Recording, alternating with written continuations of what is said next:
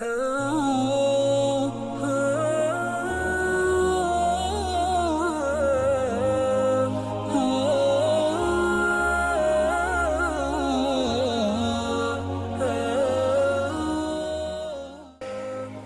شخص نے حضرت عبداللہ بن مبارک رضی اللہ تعالی عنہ سے اپنے گھٹنے پر موجود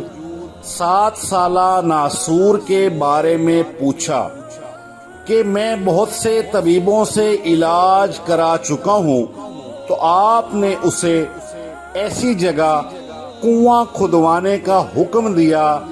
جہاں لوگ پانی کے محتاج ہوں، اور اس سے ارشاد فرمایا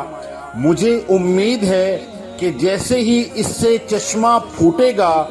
تمہارا خون بند ہو جائے گا۔ اس شخص نے ایسا ہی کیا تو اسی وقت اس کی 7 سالہ پرانی بیماری دور ہو گئی۔